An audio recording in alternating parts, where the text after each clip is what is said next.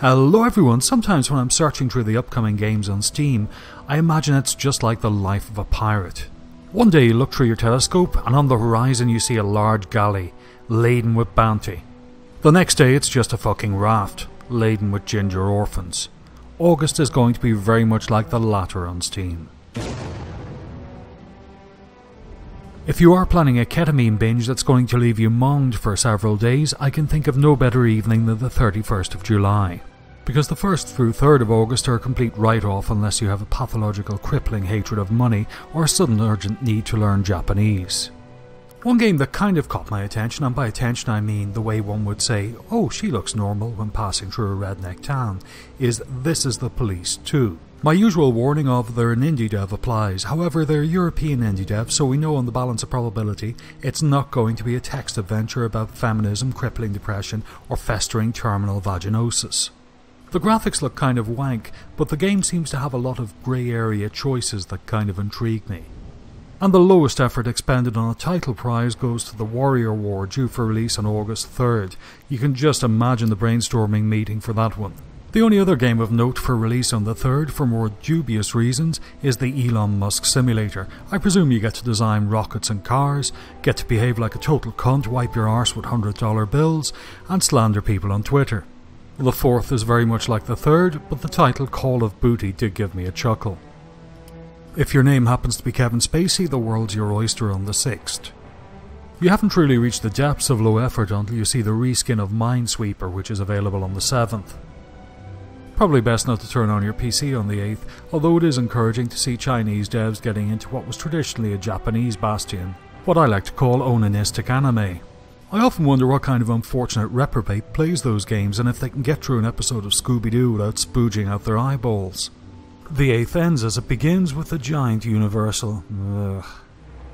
The 9th looks a little better, in the same way a slap in the face is better than a kick in the testes. We have some Total War Rome DLC releasing, and there seems to be more of that than there were actual Romans, and we have Monster Hunter World releasing.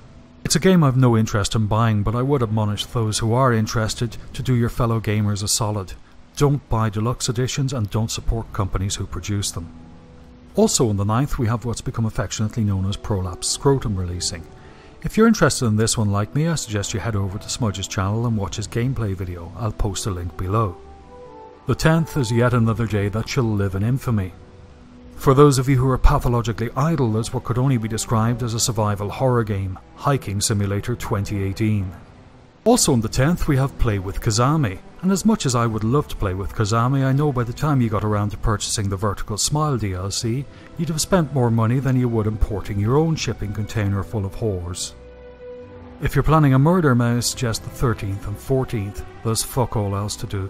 You're going to need the 15th, 16th and 17th to clean up the mess, threaten the witnesses and skip town.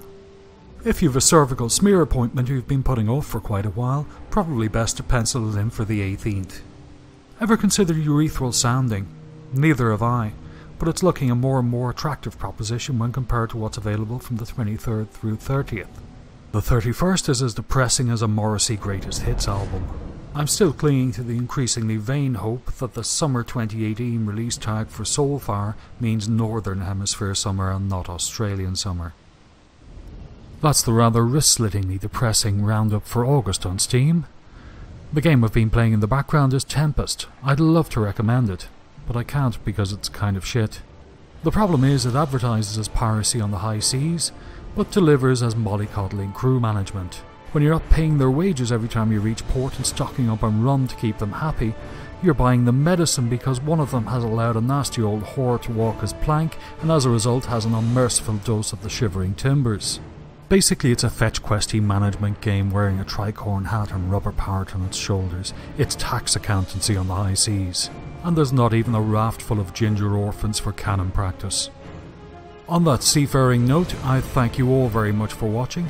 Please don't forget to dislike or tell me to go fuck myself below. And fuck August on Steam.